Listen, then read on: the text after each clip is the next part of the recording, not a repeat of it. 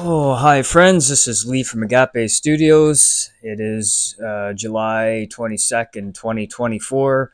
I've been feeling quite a shift of energy lately, and I don't know if anybody else has been experiencing with it. I'm having issues with my sound, so I'm just going to hold my microphone closer to my mouth just so that everything gets through in this message that I have today. So I woke up this morning and just felt compelled to share a message today and to introduce to you my process that I've been learning with the tarot card readings and getting to know the cards and really seeing the true messages that come through from my guides and my higher self, and also when I do with clients sessions, what comes through from them has been very accurate and such beautiful messages to help people along their spiritual journey and their spiritual awakening. So I thought I'd share that with you today, and I did pull a card after I connected to the universe and asked for guidance for the collective of humanity.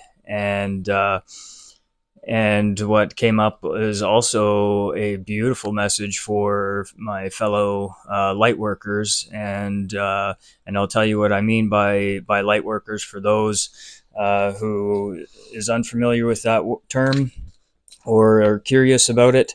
I got notes here that I write in my book that I channel with, and Angela got this for me a long time ago, and I really like what it says. Be bold, take risks, live life freely, lead by example, trust your gut, say what you feel, mean what you say, express gratitude, believe in your power, exceed your expectations, dance the night away, skip down the street, don't take no for an answer, be your best self and don't look back. So such great words to really strive to do into your day-to-day life. And so um, if you feel like you're, if you fit in one of these categories, that you're, an awakened light worker and you understand your spiritual path, or if you're in the process of awakening and you know things are off and there's more and you're going down those rabbit holes, good for you. Or if you're in the state of what the F is happening to me stage, wherever you are in your journey, be there in a state of compassion and love for yourself. We are, all of us, light workers, whether what stage you are in or not, whether you know it or not. We are all serving the purpose of the one getting to know itself, he, she. So I am that. So the card that I pulled today, it was a really cool, awesome card, and I'm just going to jump right into it, just so I can keep on track. And on track being what came up was very exciting to me. Is the Chariot, number 7 of the major arcana. And if you want to take a screenshot of that, you're more than welcome to. But this is a really awesome card. And where I started in my tarot reading is really understanding the arcana. And what we do is we start on this soul journey as the Fool, carefree, and we're going to touch base on him a little bit. And this is the same character that's in the Chariot. This is you beginning your spiritual quest here on Earth for the purpose of your soul's journey. You can see the bag that he's carrying is the past baggage that he's bringing in with him to in this physical reality to be able to release. So we're going to touch a little bit on him and tie into the meaning of 7, and also we're going to dive a little bit deeper into the meaning of this character, which begins out as the Fool, or also known as the hero, and possibly the villain. The choice is yours. So I'm breaking this down a little bit more. You see the Roman numerals of 5 and 2. And so what ties into that, going deeper, we're going to explore. And we're not going to take too much time on each of these, as I want to keep these videos, to a place where the message can get forth and it doesn't take too much of your time to do so if this resonates with you. But on the 5, we have that's associated with the Chariot is the archetype that we meet along our way, the Hierophant. And we're going to discuss that character a little bit. And the 2 is the High Priestess that we're going to talk about. And this has a lot to do with duality that we face here in this Earth realm, in this third density. So, and I'm going to show you my process too. I use tools just to get to know the cards, and as I pull my own cards, but I've bought books, and the internet is wonderful. But first, I'm going to show you that the cards that I use is the Rider Weight deck, and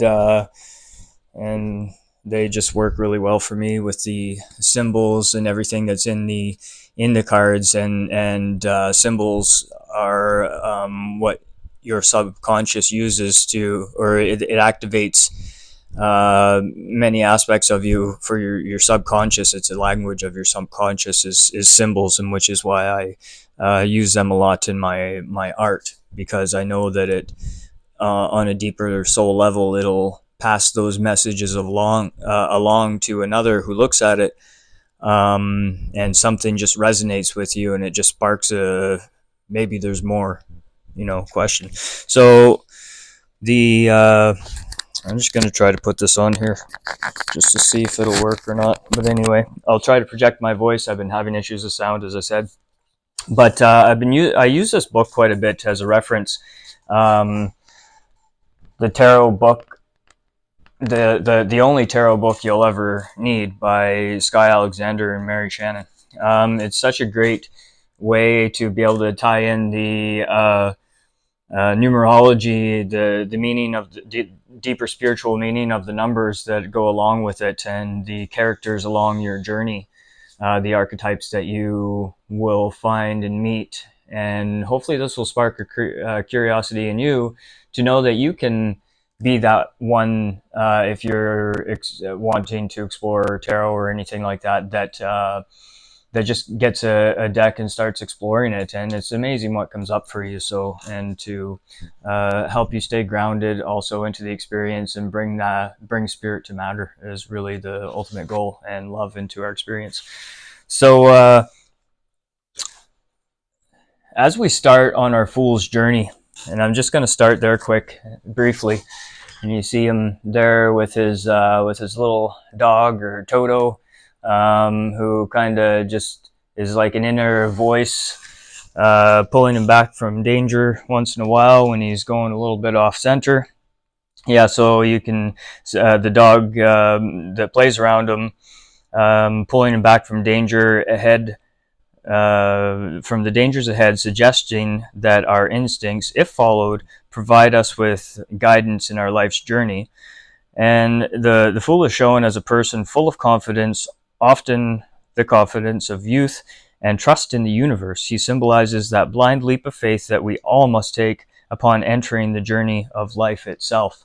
And so as we start our journey in this physical reality as a soul having a human experience, we move forward, and we meet characters along the way.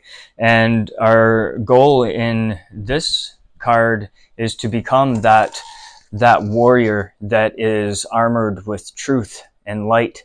And we're going to get to him in just a second. And but you can notice on the Fool's card too that on the stick he's carrying a bag, which is the baggage, but also experiences from past journeys that we can get to transmute from darkness to light in our perspective of things that has actually happened to us. So let's go right into the 7. I'm excited about this card for us and other fellow light workers who's shining their light and expressing their joy and love for the experience and finding gratitude for the experience that you've been going on. Now, one thing I wanted to mention too is in this chariot, what came up for me was we are the fool who's becoming that warrior that of truth within ourselves. We're ready to go on to another cycle, which was the power of the 7. But we're now are equipped with the chariot to be able to go on this roller coaster road and to be able to make different choices, not based on fear, but you're well equipped to go forth in strength and courage and wisdom for that next step, because you have now new tools that you've picked up along the way that you always had that were within you but are now awakening within you.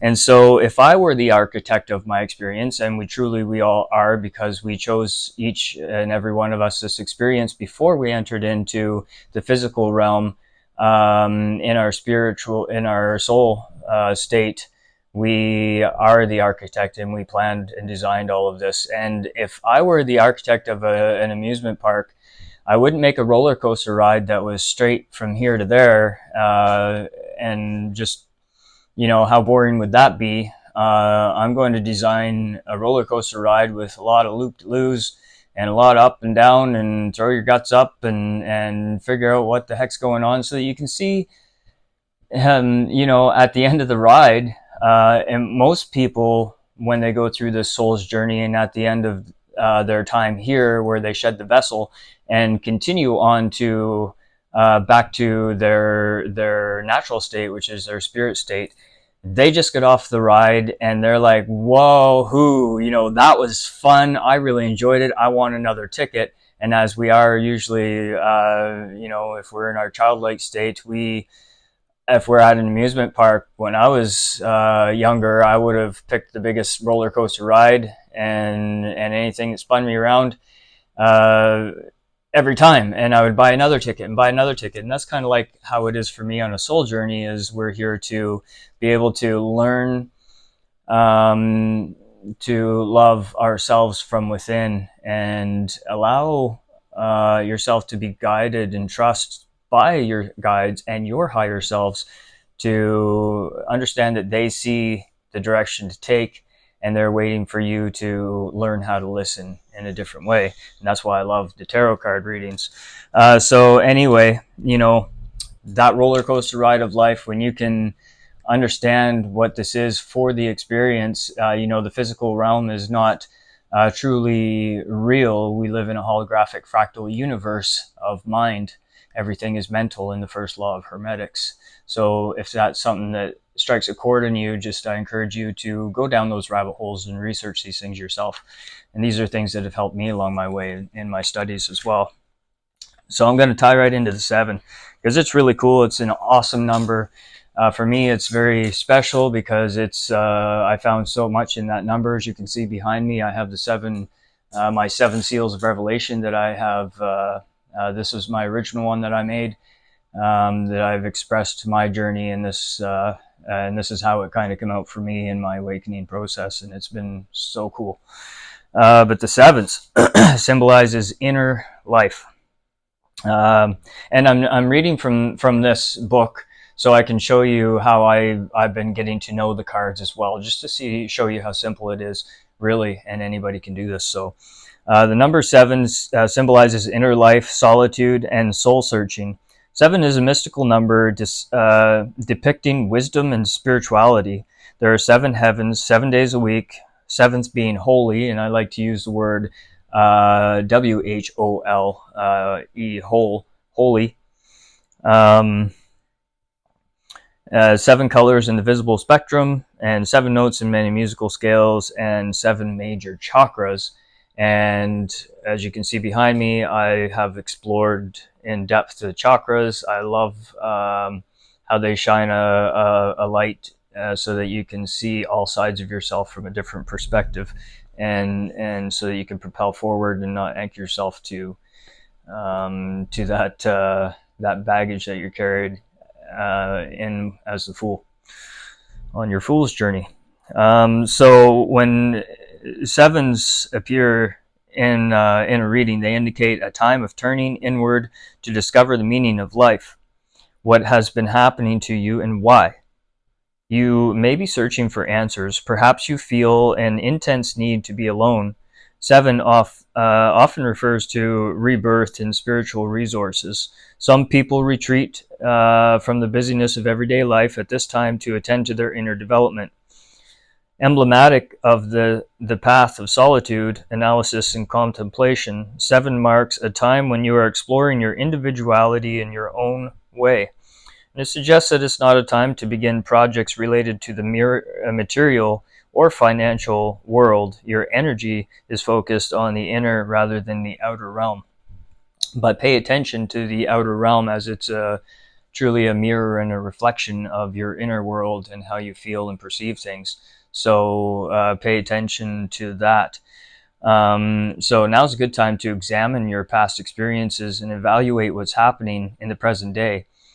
And you might want to take up different studies of different modalities of healing, spiritual outlets. Like I have been taking up tarot card readings, as I find such a connection to a higher frequency of information.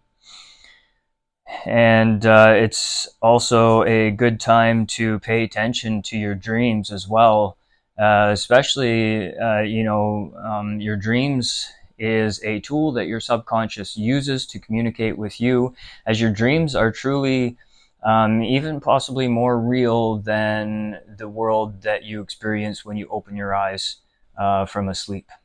So just keep that in mind. These symbols usually pop up in a dream as a reoccurring experience, a person, animals. A lot of people connect with animals and see them in your dreams. Pay attention to this. I encourage you to keep a journal just before you, shortly after you get out of bed, before you turn your phone on or whatever. Just think, write down what you remember in your dream, and this is a great tool to use to connect to your higher self and your guides for that next step in your spiritual ascension and journey, finding that you are a soul having a human experience. So that's a cool thing about number 7. It's so powerful, it's a truth seeker, and it will not stop. As you can see in the 7, this character representing the masculine and feminine aspect of yourself, who is ready and has tamed the energies of the masculine and feminine within themselves, and is ready and armed to go forward with all the tools that have been given to you from characters along your journey, and the ones being from your journey in the major arcana. I'm just going to go briefly through them so that it might pique an interest for you to research this yourself and look up these cards. But along that journey in between the Fool and the Chariot, getting to know yourself and that you are the warrior and you are ready to go past the 7 into the 8 and the 9 to complete a cycle, ready for the next step in your spiritual journey of so much more than that you possibly couldn't have imagined up to this point. So at first you meet the Magician on the major arcana, and as you can see, he's pointing to the sky and to the earth, representing that your connection, your infinite connection to the spirit realm and to the earthly realm, and you are that bridge itself. And you can see on the table all the tools from the other decks, or the other cards, the cups, the pentacles, the wands, and the swords, that you actually have all of these, and this is given to you when you start your Fool's journey. All of the tools that you need that are within, that you're on your path to looking and searching and finding within yourself, and not from without yourself, not outside of yourself. And then next, of course, you have the High Priestess, which is tied to this card of the Chariot, the number 2. And you can see the black and the white pillars, and she represents the center way, the balance in between duality. And I'm just going to touch a little bit on her and the Hierophant, as they are associated with the Chariot. So the High Priest is representing sacred knowledge. She symbolizes feminine spiritual power, or the goddess from whom all life comes and to whom all returns.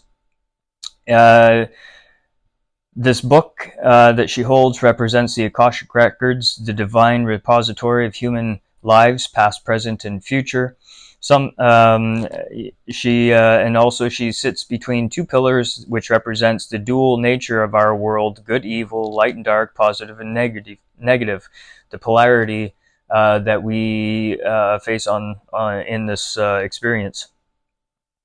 But she promises reconciliation of these opposites to those willing to follow the spiritual path of understanding universal law, or Christ consciousness, or that unity consciousness within yourself of non-judgment and unconditional love. The priestess is depicted sitting at the doorway to a temple, as if welcoming students to enter and learn her secrets. On her breast, the High Priestess usually wears a cross, symbolic of the 4 elements: fire, earth, air, and water, held in balance. She must wear a crown, or she may wear a crown depicting the 3 lunar phases that symbolize the stages of womanhood: maiden, mother, and crone. This particular card is reminiscent of the Egyptian goddess Hathor, who wears a similar headdress.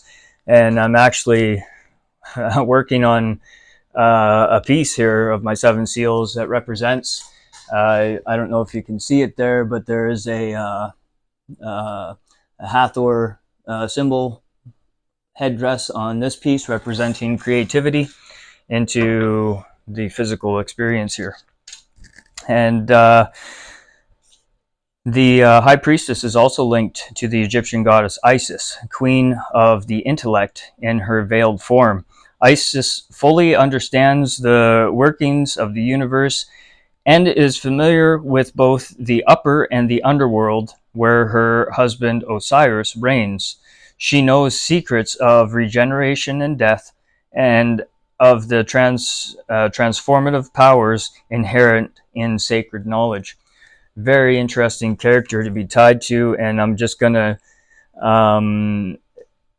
go right into the number 5 here, the Hierophant, just to touch on that as well, as he is relevant to your experience in the archetypes here that you can gain along the way to find that wisdom and knowledge that they offer from the spiritual realm that we can embody into the physical realm.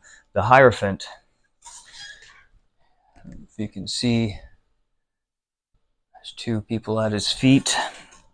And so just quickly on this one, when the Hierophant appears, a choice is being presented. At this stage of your spiritual development, you are challenged to remain a follower or to break out and find your own individual path. The Hierophant asks whether you will continue to depend on outside authority, or will you learn to think for yourself? The answer is yours alone, but what you decide will affect the rest of your life. The Hierophant is linked to the myth of the centaur Chiron, teacher of Apollo, the god of truth and healing. Half man, half horse, the centaur represents the quest for meaning in life. The centaur is a teacher figure who guides the spirit seeker to find connection or bridge between the 2 worlds, the inner and outer, and material and spiritual. The Hierophant's understanding goes beyond organized religion and is based on truth that is found inside all of us. So with that, I encourage people on your journey of who you look to on your outside world for answers, be aware of anybody that is resonating in the thought process and energy frequency of separation and division, as all paths are valid to your path to God, because that is within yourself. And if anybody encourages you or puts you in a state of fear of a judging God being outside of yourself, and you have to do what those people say and are directed by people that you put your faith into to bring you the answers. But in my experience, the time of priests and pastors and gurus is coming to a close, because they've served their purpose. But if we're going to be here as teachers and helping one another, it's important for me to help guide people to show you how to go within, to find those answers within yourself and not outside of yourself.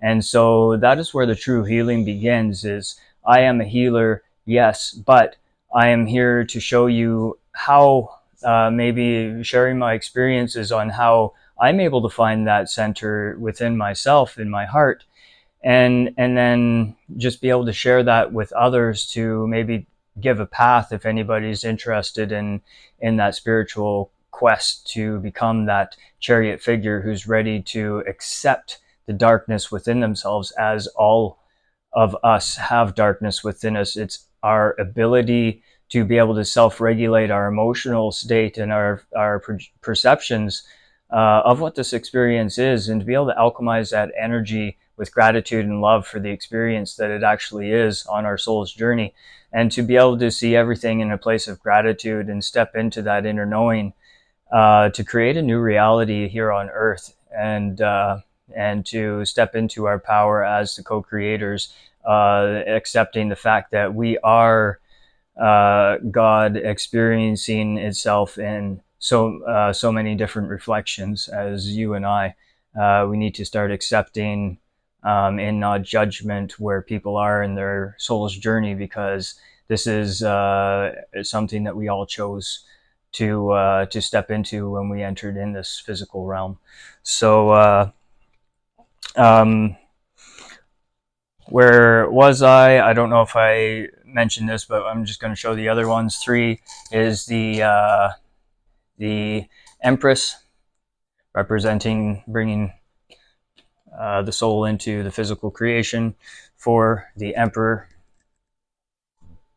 And 6, the Lover's card, representing the dual nature of this physical experience, with Archangel Michael or Michael.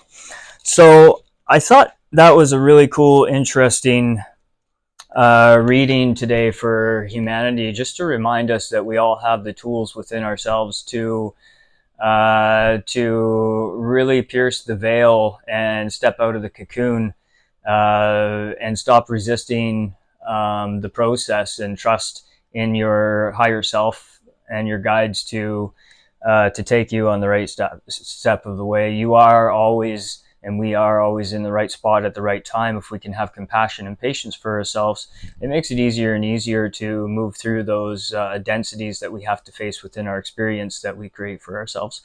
And so if anybody is interested in having a tarot card reading with me to help you along your journey of awakening, wherever it is that you are, if you are interested or know anybody, please share this content. And in the link below, you will find how to book a session with me. If you just click on that, and it'll direct you to, in collaboration with my wife Angela, and Agape Holistic Yoga and Wellness, where you book a session with me. Yeah, you can check out her pages as well if you're interested in finding more about yourself, if you're exploring your chakras, or just a better lifestyle for yourself. She is a certified holistic nutritionist, yoga teacher, and just so much more. The list goes on and on of what this beautiful healer is bringing to the table. So I encourage you to look at her content and her programs if you're interested in learning more about yourself. We are here to help guide you and provide you a roadmap to how to go within, as when I first started my journey to understand even what going within or shadow work meant. I didn't understand. It's like, okay, let's go within. And then you're like, did I do it? What? Nothing's happening. Come on now, And so, just to get rid of that confusion on how to create your experience in a more productive way from a place of excitement and joy and love, to be able to reflect that which you prefer to bring into this world, and how to do it, and how to use your superpowers as a creator in a more productive way, as opposed to perpetuating more division and separation between all of us. And it's time, I feel, to step into a place of acceptance of one another in our soul's journey. And the more and more of us that hold heart center and compassion for the experience, we raise the vibration collectively of the earth, and we start tipping that scale of where we perceive things in judgment. We're starting to move past the solar plexus of that fear-based mentality into the heart. And we are tipping the scales energetically for Mother Earth Gaia, who is also ascending with us. So whoever out there is seeking truth within yourself, in doing that, in doing the inner work, you are actually changing the world. You are raising the vibration. Whether you think you're not doing enough, you are truly doing so much for the collective of humanity. So be compassionate and patient with yourselves. If you don't see things happening right away, know that things are happening for you, not to you. And be patient, and just reevaluate your belief systems and evaluate your emotions and your feelings. I suggest a 1 to 3 minute meditation when you can, just to clear your thoughts, to allow the stories that we tell ourselves just to dissipate in quiet, allowing room for productive thoughts of positivity and love and joy and excitement, where we can actually tune into that higher aspect of ourselves that our spirit guides and our higher self is just waiting to echo back those miracles and blessings to you. We just have to see it and act upon it to create that communication with our higher selves, to bring in a new version of Earth, a new version of yourself. So I really hope to hear from anybody who's still with me, who's looking to amp up your spiritual journey, to find your superpower within yourself. And you find that when you're in a place of love and non-judgment for the experience, and excited for what we are going to see tomorrow. We have big things coming up in the world that's going to be happening, I feel. So buckle your seatbelt and hang on tight. We're here to raise each other up and go through our experience and face our shadows together, just so that we can rise above it like the phoenix, and ascend into a higher level of, we have the power within ourselves to come to a place of unity and love, and everything that we experience that we perceived as fear will begin to fade away, because it won't be in our belief system anymore, because we can transcend that fear together when we start to tip that scale, moving in from from judgment to love. And we can all do it together. I know it. I have faith in my heart, and love for each and every one of you. So everybody, find the excitement and joy in your life, and remember that you'll start experiencing great things when you realize that you're already a part of something great. So namaste. I so hope to hear from you. Click on the link below. Much love. Namaste, friends.